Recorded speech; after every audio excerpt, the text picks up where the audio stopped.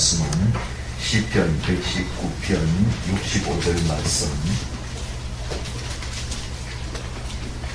시편 119편 65절부터 72절까지 제가 봉독해 드리겠습니다. 65절부터 72절 제가 봉독합니다. 여호와여, 주의 말씀대로 주의 종을 선대하셨나이다. 내가 주의 계명들을 믿어 싸우니 좋은 명철과 지식을 내게 가르치소서. 고난 당하기 전엔 내가 그릇 행하였더니 이제는 주의 말씀을 지키나이다. 주는 선하사 선을 행하시오니 주의 율례들로 나를 가르치소서. 교만한 자들이 거짓을 지어 나를 시려하였사오나 나는 전심으로 주의 법도들을 지키리이다. 그들의 마음은 살쪄서 기름덩이 같으나 나는 주의 법을 즐거워하나이다. 고난당한 것이 내게 유익이라. 이로 말미암아 내가 주의 율례들을 배우게 되었나이다. 주의 입의 법이 내게는 천천 금은보다 좋으니이다. 이 시간에는 파도가 일지 않는 바다는 없는 것처럼 고난이 없는 인생은 절대로 없습니다. 그래서 어느 정도의 고난을 당하느냐 하는 것이 문제이지, 아담의 후손으로 태어난 우리 모든 인생들은 한 사람도 빠짐없이 세상 살아가면서 고난을 겪게 되어 있는 것입니다. 그래서 욥기서 5장 7절 말씀을 보면 불티가 위로 날아가는 것이 당연한 것처럼 인생은 고난을 위해서 태어났다고 말씀을 하고 있습니다. 어떤 사람이 살아가면서 여러 가지 고난을 겪는 가운데 몇 가지 중요한 결론을 내렸는데 참으로 공감 가는 그런 이야기가 있습니다.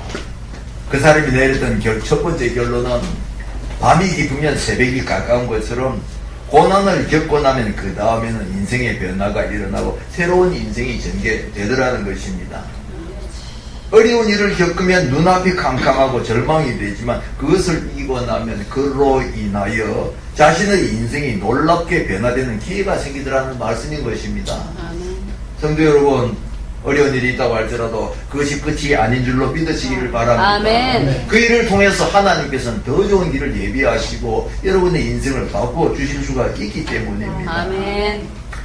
뿐만 아니라 또 두 번째 결론을 마음과 육체의 고난을 통해서 영적으로 정신적으로 성숙하게 되고 또 부유한 그리스도 안에서 부유한 사람이 된다는 것입니다.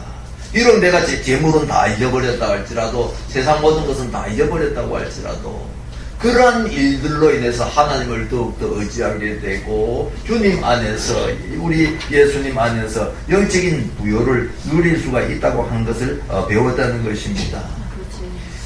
고생은 젊었을 때 해야 되고 젊었을 때의 고생은 돈 주고도 산다고 하는 그런 말처럼 우리 인생은 고생과 고난을 통해서 성숙하고 철들어가게 되는 것을 믿으시기를 바랍니다. 아멘. 우리 인생에게 찾아오는 그 고난의 원인이 무엇입니까? 무엇 때문에 우리 인생들은 세상에서 사는 동안 고난을 겪지 아니하고는 살 수가 없는가? 한마디로 말하면은 아담의 범죄로 인한 저주의 결과입니다. 가장 근본적인 원인은 거기에 있어요.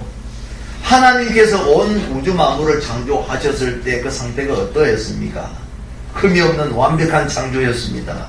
하나님께서 처음 이 지구 땅덩어리를 창조를 하시고 우리가 살 수 있도록 이렇게 해주셨을 때 이 우리가 살고 있는 이 지구라고 하는 땅덩어리는 슬픔도 고통도 없고 재앙이나 저주가 없는 아주 완벽한 세상이었습니다. 그래서 창세기 1장 31절을 보면은 하나님이 그 지으신 모든 것을 보시니 보시기에 심히 좋았더라 이렇게 기록이 되어 있어요. 모든 것을 보시니 보시기에 심히 좋았더라. 이 말씀은 최초로 하나님께서 만드신 이 지구라고 하는 땅덩어리는 지상천국, 다시 말해서 낙원이었다는 것입니다. 그런데 어쩌다가 우리가 살고 있는 이 지구라는 땅덩어리가 눈물덩어리가 되고 고난덩어리가 되어버리고 말았느냐? 한마디로 말해서 아담과 하와가 불순종함으로 인해서 우리 인간이 타락했기 때문에 그렇습니다. 우리 인간이 타락을 했는데 어떻게 해서 지구라고 하는 땅덩어리가 이렇게 또 저주가 임했느냐? 인간으로 말미암아 이 자연계에까지 하나님의 저주가 찾아왔기 때문에 그런 것입니다. 창세기 3장 17절을 보면 하나님께서 아담에게 말씀을 하시기를 땅은 너로 인해서 저주를 받고 너는 죽을 때까지 수고해야 그 소산을 먹게 될 것이다. 땅이 네게 가시덤불과 은근키를 낼 것이다. 하나님께서 이렇게 말씀을 하셨습니다. 죄는 사람이 지었는데 이 사람으로 인해서 온 자연 만물 이 환경까지도 다 함께 저주를 받게 되었다는 것입니다. 그러니까 저주를 받은 이 땅덩어리가 우리 인간들에게 좋은 것을 주겠습니까? 좋지 않은 것을 주겠습니까? 좋지 않는 것을 줄 수밖에 없는 거예요. 이 인간으로 말미암아서 저주받은 이 땅이 그 다음엔 우리 인간들에게 복수를 합니다. 그 복수하는 형태가 어떻게 나타납니까? 가뭄이 찾아오고 홍수가 찾아오고 이제 잊어버릴만 하면 땅을 흔들어가지고 지진이 일어나게 만들고 재앙을 우리에게 이렇게 가져다 주는 것입니다. 그렇게 해서 우리가 살고 있는 이 세상은 눈물과 한숨의 세상이 되었고 처음 창조하셨을 때는 없었던 그런 저주가 우리 지구 땅 위에 이렇게 가득한 것입니다. 우리 주님께서 하나님께서 말씀하신 대로 수고하여야 죽을 때까지 수고해야 먹을 것이라고 하는 이 말씀처럼 먹고 사는 일이 참 만만치가 않아요. 농사 짓는 것만 그렇지 않습니다. 물론 농사 짓는 것도 보면은 처음에 하나님께서 이 땅을 창조하셨을 때는 그렇게 수고하지 않아도 농사가 잘 되었습니다. 농약 치지 아니해도 벌레 먹을 일도 없고 비료를 주지 않아도 땅이 기름졌기 때문에 이 농작물들이 잘 자랐습니다. 아담과 하와는 그것을 거두어서 따먹기만 하면 되었습니다.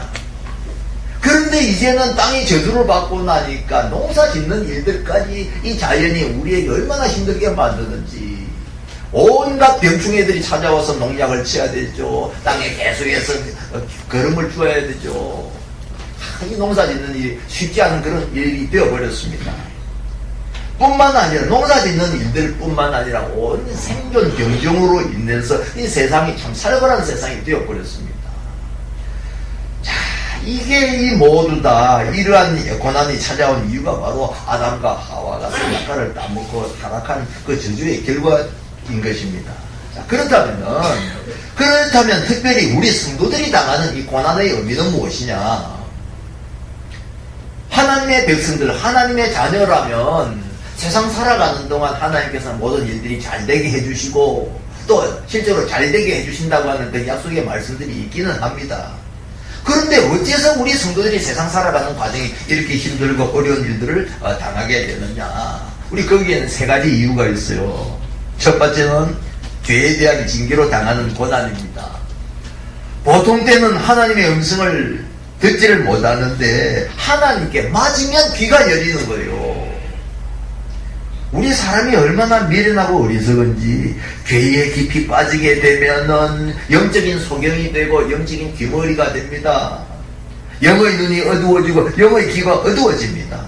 그래서 하나님께서 우리에게 계속해서 경고를 하시죠. 너 그렇게 살면 고생한다. 너 그렇게 하면 망한다. 이렇게 경고를 하셨는데도 불구하고 교만해지고 죄에 깊이 빠지게 되면 하나님의 그 음성이 들리질 않는 것입니다. 그러면 하나님께서 우리를 살리시기 위해서 어떻게 하셔야 되겠습니까? 귀를 열어주셔야 되는데 하나님께서 우리의 어두워진 귀를 열어주시는 그 방법이 무엇이냐? 바로 여러 가지 방법으로 징계를 내리시는 것입니다. 그래서 때로는 우리의 몸에 질병이 찾아옵니다. 나는 건강하다고 생각을 했고 힘도 있다고 생각했고 이렇게 했는데 어느 날 갑자기 내 몸에 병이 찾아와서 병원에 가보니까 이거 힘듭니다 라고 이렇게 말할 때 내가 의지했던 그 건강을 잃어버리는 그 순간 우리는 한순간에 무너지는 거예요. 사람이 무너지면 그 다음에 누구를 찾겠습니까? 하나님을 찾습니다. 하나님 살려주세요. 내 생명 연장해주세요. 그렇게 하면 내가 이제 정말 말씀 잘 듣고 하나님 뜻대로 살겠습니다. 고백을 하고 하나님께 돌아오게 되는 것입니다. 재물을 거두어 가실 때도 그래요. 내가 돈이 많이 있기 때문에 가진 것이 많기 때문에 이제 먹고 사는 거 걱정 안 한다. 하나님 없이도 살 수 있다고 생각을 했는데 하나님께서 너 정말 나 없이도 살 수 있는 거야? 라고 말씀을 하시면서 재물을 싹 거두어 가버리면요. 재물을 의지하면서 살았던 돈이 많다고 해서 큰소리 치면서 살았던 사람이 그 재물을 다 잃어버리면 어떻게 됩니까? 그 사람은 아주 비참해지는 거예요. 아주 비참하고 비열해지는 것입니다. 그때 또 하나님을 찾게 됩니다. 또 인간관계 속에서 상처를 받게 만드십니다. 철석같이 믿었던 사람으로부터 배신을 당하게 하십니다. 그래서 눈물을 흘리게 만드십니다. 그러나 이렇게 하시는 것, 하나님의 자녀들로 하여금 이런 일을 당하게 하시는 것은 하나님께서 우리를 미워서 그런 게 하는 것이 아니라는 사실을 우리가 알아야 됩니다. 이런 일은 심판과 달라요. 이것은 심판이 아니라 하나님의 징계입니다. 심판과 징계가 어떻게 다르냐? 모양은 비슷하지만 이 징계라고 하는 것은 하나님께서 우리를 깨닫게 하기 위해서 사용하시는 교육적인 방법입니다. 그리고 우리를 사랑하시는 증거이기도 한 것입니다.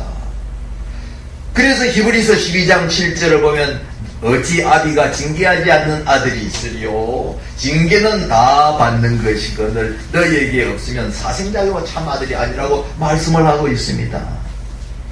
죄를 계속 지으면서 회개하지 아니할 때 하나님께서 우리를 매로 때리신다고 하는 것은 우리가 바로 하나님의 자녀라고 하는 증거입니다. 하나님의 자녀가 아닌 사람은 징계 대신에 무엇이 있다고요? 심판이 있는 거예요. 그래서 하나님의 사랑하시는 사람일수록 잘못한 일이 있으면 하나님께서 자주 간섭을 하십니다. 너 그렇게 살면 안 돼. 하나님의 자녀가, 성도가 그렇게 살면 안 돼. 하나님께서 여러 가지 환경을 통해서 우리에게 깨닫게 이렇게 만들어 주시는데, 믿지 아니하는 사람들은 큰 죄를 짓고 세상에 할지 못할지 다 하면서 살아가는데도 불구하고 몸도 건강하고 자식들도 잘 되고 돈도 많이 벌고 이런 일들이 가끔가다 있다는 것입니다. 왜 하나님께서 그렇게 하시겠습니까? 하나님께서 몰라서 그렇게 하는 것이 아니고 어차피 이 사람은 하나님께서 버리신 하나님의 사람이 아니기 때문에 자기 마음대로 하다가 나중에 심판을 받으라고 버리신 사람이기 때문에 그런 것입니다. 성도 여러분, 하나님께서는 나에 대해서 너무 자주 간섭하신다고 생각되시는 분들이 있습니까? 내가 조금만 잘못하면 하나님께서 내 마음을 아프게 만드시고 환경을 어렵게 만들어서 나로 하여금 눈물 흘리게 만드신다, 이렇게 생각되는 분들이 있습니까? 만일 그런 분들이 있다면 하나님께서 특별히 여러분들을 사랑하시는 증거인 줄로 믿으시기를 바랍니다. 아멘. 하나님께서 자기 자녀들이 자기 멋대로 살고 이 죄짓고 사는 것을 하나님께서 원하지 아니하시기 때문에 믿지 아니하는 사람들은 어떤 식으로 살아가든지 자기 마음대로 살아가든지 그대로 내버려 두시지만 하나님이 사랑하시는 사람들일수록 하나님께서는 매를 자주 때리시기도 하고 책망을 하시기도 하고 돌아오게 이렇게 만드시는 것입니다. 아멘. 우리 성도들이 당하는 두 번째 고난의 원인, 두 번째 고난은 원인을 알 수 없는 애매한 고난입니다. 고난을 당할 만큼 큰 죄를 지은 것 같지는 않은데 누가 보더라도 참 저 사람은 하나님을 잘 섬기고 착하게 살고 이런 사람이다 싶은데 우리가 생각할 때도 이해가 잘 되지 아니할 만큼 세상을 힘들게 살아가는 그런 분들이 가끔가다 있어요. 나름대로 하나님을 잘 섬기는 사람인데도 불구하고 큰 어려움을 당하게 되는 이런 때가 가끔가다가 있다는 것입니다. 우리 성경에 등장하는 대표적인 인물 가운데 어떤 사람이 있습니까? 우리가 잘 알고 있는 욥이라고 하는 사람이 바로 그런 사람이었습니다. 욥은 하나님께서 경건한 사람이라고 사탄 앞에서 자랑까지 하셨을 만큼 경건한 사람이었고 하나님을 잘 섬기는 그런 사람이었습니다. 그런데도 불구하고 어느 날 하루아침에 자식들도 다 잃어버리고 재산도 다 잃어버리고 자기 몸에 육신의 질병까지 잠들어가지고 아주 추한 모습으로 전락하는 그런 끔찍스러운 일을 당하게 됩니다. 그러니까 주변 사람들이 이해를 잘 못하는 거죠. 야, 욥이라고 하는 사람이 믿음 좋은 사람인 줄 알았는데 저 모양 저 꼴이 되는 거 보니까 하나님만 알고 계시는, 우리가 알지 못하고 하나님만 알고 계시는 무슨 숨겨놓은 죄가 있었는가 보다 생각하고 욥을 찾아와서 별의별 소리를 다 하는 거예요. 나는 여태까지 네가 하나님을 잘 숨기는 사람인 줄 알았는데 이런 꼴을 당하는 거 보니까 네 뭐 숨겨놓은 이 죄가 있는 것 같네. 네 회개해라. 그렇지 않으면은 하나님께서 너를 절대 용서하지 아니하신다 라고 말하면서 가뜩이나 힘들어하는 그 사람에게 별의별 말로 또 상처를 주고 사람을 지치게 이렇게 만드는 것입니다. 그러나 욥이 당했던 그 고난은 절대로 자신의 죄 때문에 당했던 그런 고난이 아니었습니다. 원인을 알 수 없는, 그 당시에, 나중에는 원인을 알게 되지만 그 당시에는 원인을 알 수 없는 그런 고난이었는데 이런 고난을 성경은 뭐라고 표현을 하냐, 애매한 고난이다, 그렇게 말씀을 한다는 거예요. 예수님께서 살아계실 때도 예루살렘에 있는 실로암이라고 하는 곳에서 망대가 무너져서 그 사고로 인해서 많은 사람들이 죽었던 그런 사건이 있었습니다. 지금 뭐 또 중국 스촨성에서 또 지진이 일어나서 수없이 많은 사람들이 죽고 있는데, 그런 모습을 보면서 예수님께서 뭐라고 말씀을 하셨느냐. 누가복음 13장 4절을 보면 실로암 망대가 무너져서 그 치어져 죽은 18사람이 지금 예루살렘에 거하고 있는 너희들보다, 모든 사람들보다 죄가 더 있어서 그렇게 죽은 줄 아느냐. 예수님께서 이렇게 말씀을 하셨습니다. 그들이 재앙을 당한 것은 죄 때문이 아니고 너희들이 이렇게 살아있는 것도 역시 그들보다 어려워서가 아니라는 말씀인 것입니다. 여러분, 우리는 큰일 없이 이렇게 살아가고 있다고 해서 지금 그 어려운 일을 당하고 있는 사람들보다 우리가 더 의로워서 그렇다고 여러분 생각하지 마시기를 바랍니다. 어려운 일을 당하고 있는 사람들이 모두 다 죄 때문에 그렇다고 우리가 생각해서도 안 된다는 것입니다. 물론 내가 그런 일을 당했을 때는 내가 무슨 죄가 있어서 그런 것이 아니냐, 나 자신에 대해서는 그렇게 생각할 필요가 있고 그렇게 생각을 해봐야 되겠지만, 다른 사람들의 일에 대해서 당신 평소에 그렇게 할 때 알아봤다, 내가 이래 될 줄 알았다, 이런 식으로 말해서는 안 된다는 거예요. 실제로 보면 사탄의 역사로 인해서 일어나는 이런 사건 사고들이 얼마나 많이 있는지 모릅니다. 그 다음에 이제 성도들이 당하는 그 고난의 세 번째 의미는 하나님께서 주시는 연단 과정이라는 것입니다. 이 우리 군대에 가면요, 우리 저 논산훈련소 가면 사병으로 들어간 사람들은 한 달 정도 이렇게 훈련을 받습니다. 그러나 사병이 아니고 이제 하사관, 요즘 부사관이라 그러는데, 부사관들은 논산훈련소 가지 아니하고 하사관 학교에 가서 최소한도 한 6개월 정도 이렇게 훈련을 받습니다. 그 다음에 장교가 될 사람들은 사관학교에 가가지고 그 사람들은 4년 이상 이렇게 훈련을 받습니다. 계급에 따라서 하는 그 역할에 따라서 훈련 방법이 다르고 훈련의 강도가 다르고 훈련 기간이 이렇게 달라지는 것입니다. 마찬가지로 하나님께서 우리를 사용하실 때 우리를 어떤 그릇으로 사용하시냐에 따라서 훈련 방법도 달라지게 되는 것을 믿으시기를 바랍니다. 그래서 하나님 나라를 위해서 큰 일을 해야 될 사람은요, 훈련도 더 많이 받아야 돼요.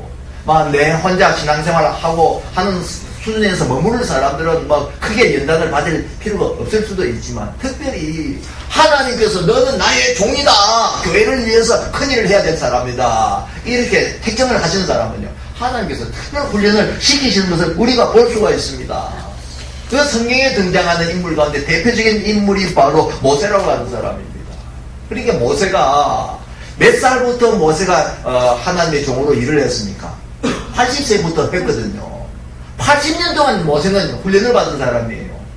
처음 태어나서부터 40년 동안 애국의 궁정에서 온갖 훈련을 받고 공부를 하면서 40년 동안 세상 공부를 그렇게 많이 했던 사람입니다.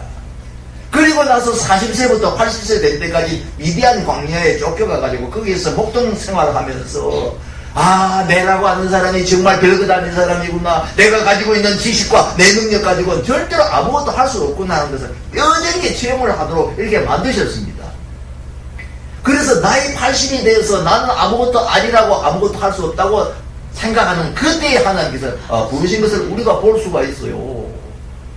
그러니까 하나님께서 모세를 귀하게 쓰기 위해서 80년 동안 여러 가지 방법으로 이렇게 훈련을 시키신 것입니다. 성도 여러분, 내가 하나님께로부터 많은 연단을 받고 있다고 생각을 하십니까?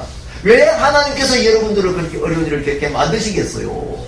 하나님께서 여러분들을 귀하게 쓰기 위해서 그렇게 하시는 줄로 믿으시기를 바랍니다. 아멘. 마음고생 많이 하면 좋은 상담자가 될 수가 있어요. 좋은 상담자. 과부사정은 누가 알지요?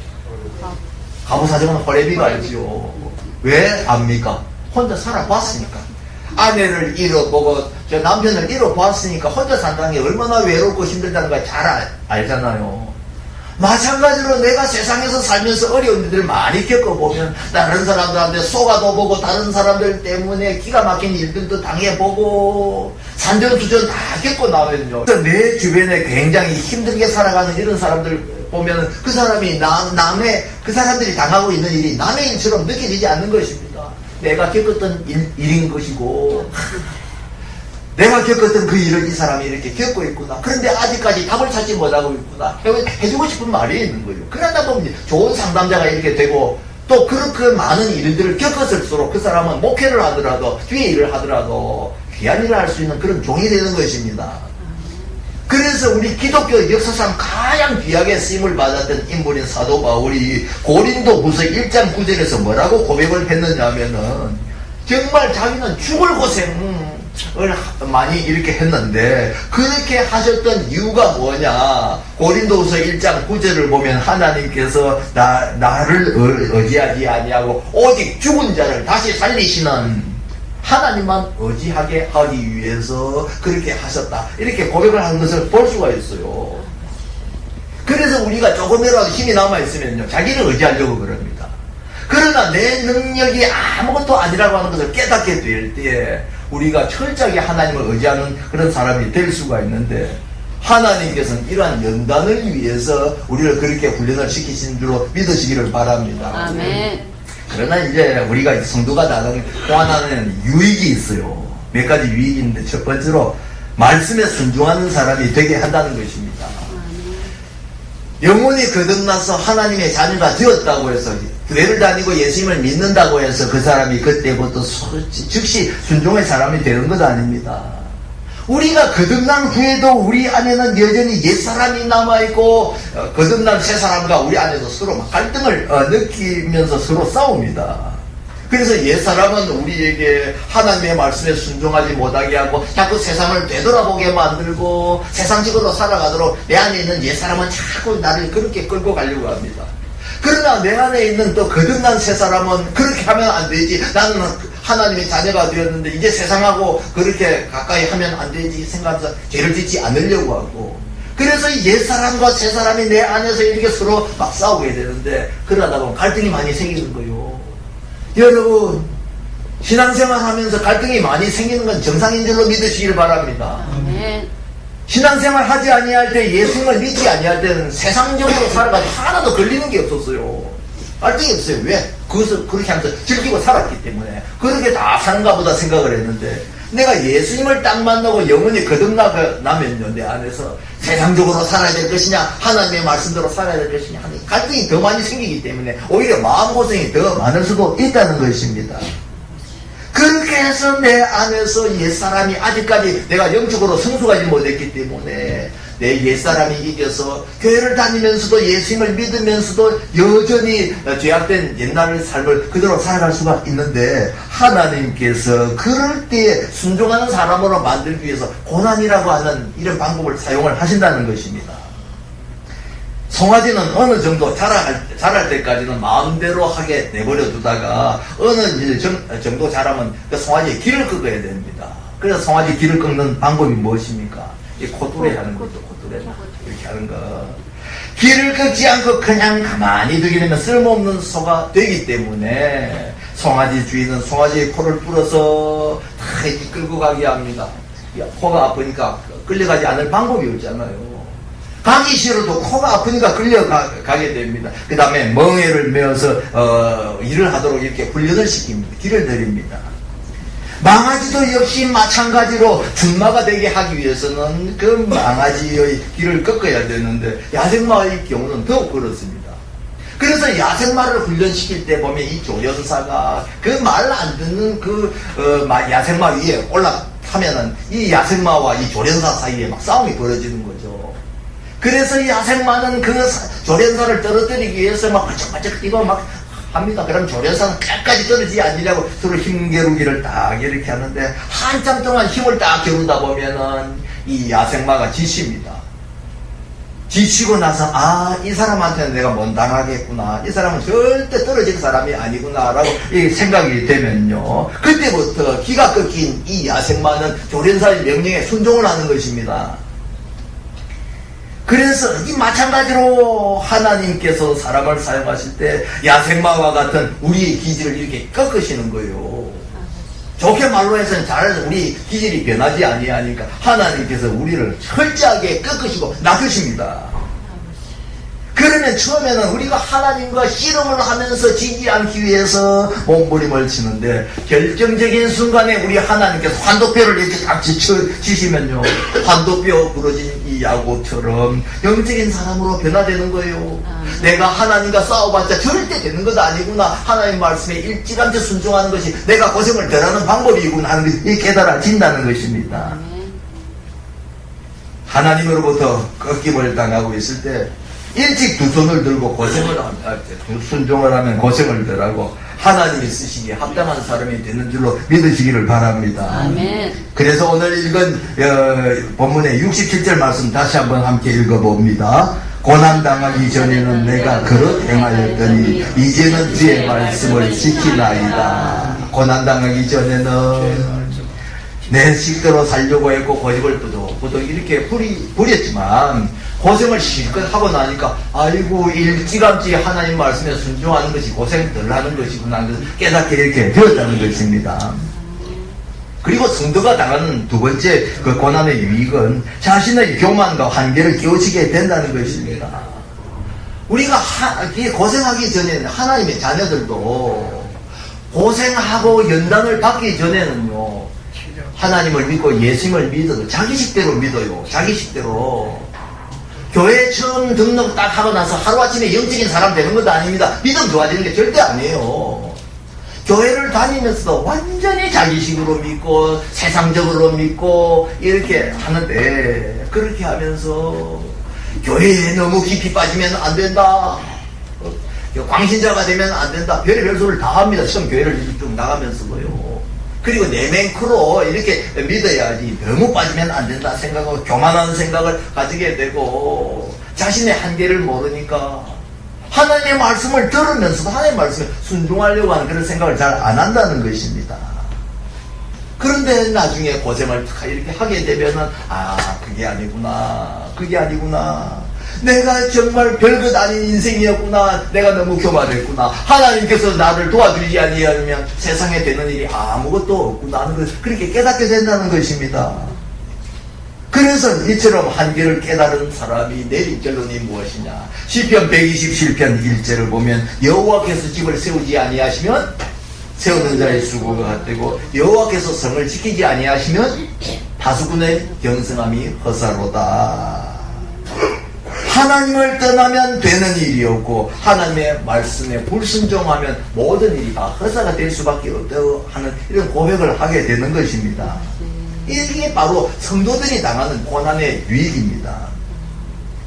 그리고 오늘 읽은 본문의 71절 말씀 다시 읽어봅시다. 고난당한 것이 내게 유익이라 이로 말미암아 내가 주의 윤례들을 배우게 되었나이다. 그렇게 고생을 딱 하고 나면 그때 내가 힘들기는 했지만 참 나한테 유익이 되었다고 이렇게 고백을 하게 되는 거예요. 고난이라고 하는 비싼 수업료를 물고 나서 하나님의 말씀이 진리라고 하는 것을 깨닫게 되는데, 이것이 바로 우리 보통 인간들의 모습인 것입니다. 인류의 역사 이래 최대의 희곡 배우라고 일컬어졌던 찰리 채플린이라고 하는 사람 여러분들 잘 알고 있을 것입니다. 채플린 아주 희곡 배우, 유명한 희곡 배우죠. 그런데 이 채플린은 굉장히 불우한 환경 가운데서 태어났고 살았던 그런 사람입니다. 그의 부모는 모두 다 유랑극단의 배우였는데 이 채플린이 태어나고 난 다음 해에 부모가 이혼을 해서 홀로머니 밑에서 매우 가난하게 살았습니다. 그 아버지 어머니가 다 어릴 때 결혼을 이렇게 했는데 아버지도 술을 좋아하고 막 이렇게 하니까 그 20살도 안 된 이 부부들이 서로 막 티격태격 하다가 이 제프린을 낳고 나서 그 다음에 이혼을 했는데, 뭐 지금부터 또 거의 100년 전의 이야기니까 이 사람들이 사는 게 얼마나 힘들었겠어요.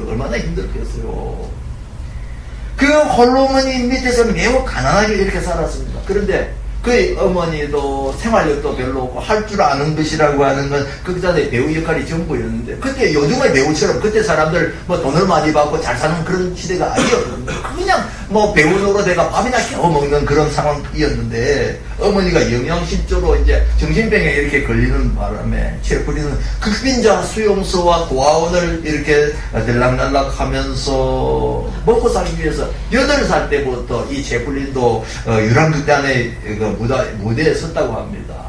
그 8살 때부터 무대에서 희극 배우 노릇을 하면서 속으로 얼마나 많이 울었겠습니까? 그러나 속으로는 울면서도 겉으로는 아주 재미있는 역할을 하는 그런 희극 배우 역할을 이렇게 했는데, 그렇게 함으로써 나중에 이 채플린은 인생의 단맛 맛을 다 보고 굉장히 깊은 그런 영의 사람이 이렇게 된 것입니다.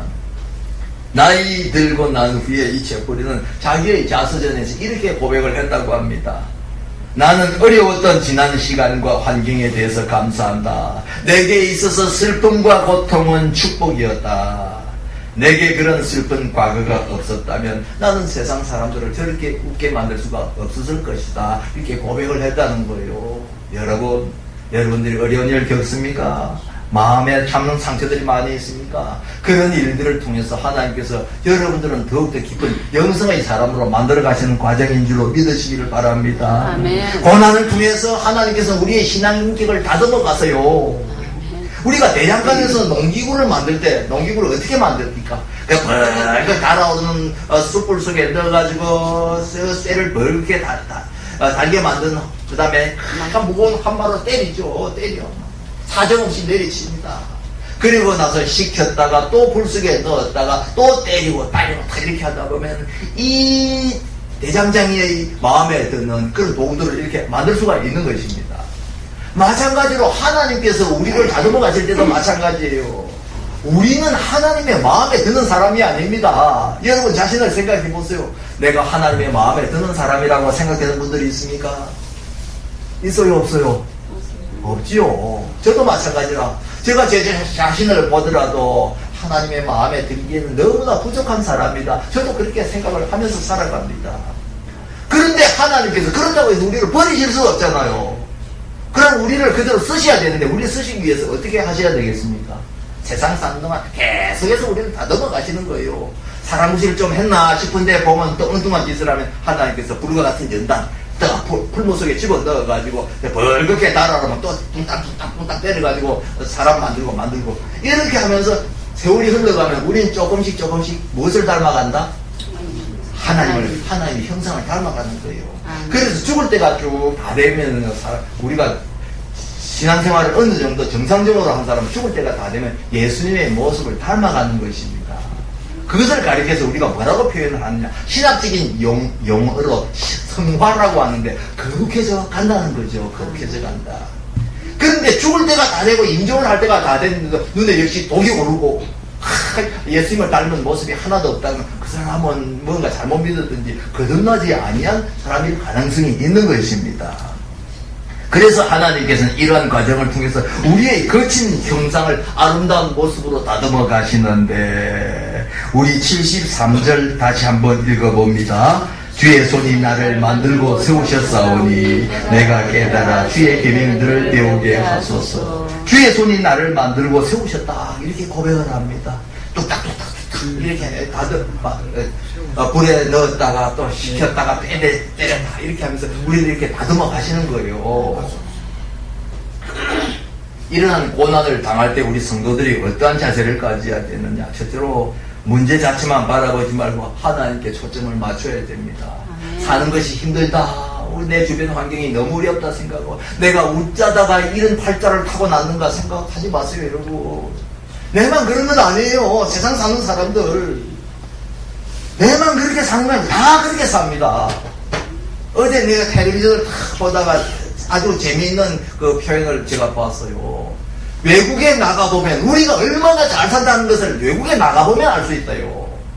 우리가 한국 좁은 땅 안에 딱 살고 있으면 참 우리가 어릴 때 힘들게 산다 이렇게 생각하지만 외국에 나가보라고. 이 세계를 두루두루 딱 다녀보면 한국이라는 나라가 진짜 세계에서 10번째 안에 잘 사는 나라라는 걸 알 수가 있답니다. 여러분, 환경만 이렇게 딱 바라보면요 불평이 나오고 엉망이 탁 나오지만 우리의 눈을 좀 크게 딱 떠가지고 하나님과의 관계 속에서 이 모든 것을 다 이해를 해야 됩니다. 왜 또 내가 비록 어려운 일을 당하고 있다 할지라도 하나님께서 무엇 때문에 나를 이렇게 어려운 환경 속에 몰아넣으셨는가? 내가 하나님 앞에 회개하지 않은 죄가 있어서 그런 것인가? 아니면은 내가 아직까지 덜 죽어서 내가 내 기질이 죽고 성질이 덜 죽어서 빨리 죽으라고 나를 이런 환경 속에 몰아넣으시는가? 우리가 생각을 해봐야 되는 것입니다. 그러나 어떤 이유로 하나님께서 우리를 이렇게 우리에게 시련을 주신다고 할지라도 중요한 것은 하나님은 절대로 우리를 잊지 아니하신다는 사실입니다. 아멘. 요즘에 보니까 자기 아들을 참 요즘 여자들 정말 모질대요. 몇 년 전에 내가 텔레비전 뉴스를 보니까 이 김해에서 아파트에서 CCTV에 잡힌 그런 장면이었는데 아기 엄마가 아이를 혼자 출산을 딱 하고 나서 출산을 하자마자 그 태어난 아기를 비닐봉지에 가만 비닐봉지에 담아가 밑에는 쓰레기통에 갖다 버리는 CCTV에 찍혔어요. 나중에 이게 발견이 딱 됐는데 CCTV를 통해서 확인을 해보니까 이 버린 게 바로 어머니가 그 참 자기가 낳자마자 그 아이를 어떻게 그렇게 힘든데 비닐봉지에 담아가 쓰레기통에 버렸는데 그 인터뷰하는 과정 속에서 어떻게 그런 일을 할 수가 있느냐, 죄의식이 없었느냐 이렇게 물어봤더니 그 어머니라고 하는 사람이 대답을 하기를 아기한테 이야기하긴 하지만 뭐 죄의식은 없습니다. 그렇게 대답을 하더라고요. 이게 우리가 살아가고 있는 세상의 모습입니다. 부부가 자기들끼리 살기 위해서 자식들을 갖다가 사고로 위장해서 다 죽여버리는 이게 우리가 살아가고 있는 이 세상의 마지막 세대의 모습입니다. 여러분, 그런데 우리 하나님께서는 우리에게 뭐라고 말씀을 하십니까? 이사야서 49장 15절 보면 여인이 어찌 그 젖먹는 자식을 잃겠으며 자기 태에서 난 아들을 긍휼히 여기지 않겠느냐. 그들은 혹시 잊을지라도 나는 너희를 절대 잊지 아니할 것이라 하나님께서 말씀을 하십니다. 온 세상이 우리를 버린다고 할지라도 하나님은 절대로 우리를 버리지 아니하시는 것을 믿으시기를 바랍니다. 아멘. 그리고 우리 성도들이 당하는 그 고난은 그 자체로 끝나는 것이 아니라는 사실을 우리는 꼭 기억을 해야 됩니다. 고난을 주신 그 목적이 달성되었을 때에 그 다음에 찾아오는 위기 있습니다. 때로는 우리가 실수해서 나의 잘못으로 인해서 죄를 범하고 그 결과로 고난을 당한다고 할지라도 그것을 통해서 하나님께서는 큰 유익이 되도록 우리에게 인도하시기 때문에 고난 그 자체로 끝나지 않는다는 것입니다. 로마서 8장 28절 우리가 잘 아는 말씀입니다. 하나님을 사랑하는 자 곧 그 뜻대로 부르심을 입은 자들에게는 모든 것이 합력하여 선을 이루느니라. 모든 것이 그 지나가는 세월에 겪었던 그 아픔과 여러 가지 힘든 그 과정들까지도 다 합력해서 선을 이루게 해주신다는 말씀인 것입니다. 아멘. 선하신 우리 하나님을 의지하면서 끝까지 믿음으로 승리하는 성도들이 되시기를 예수님의 이름으로 축원합니다. 아멘.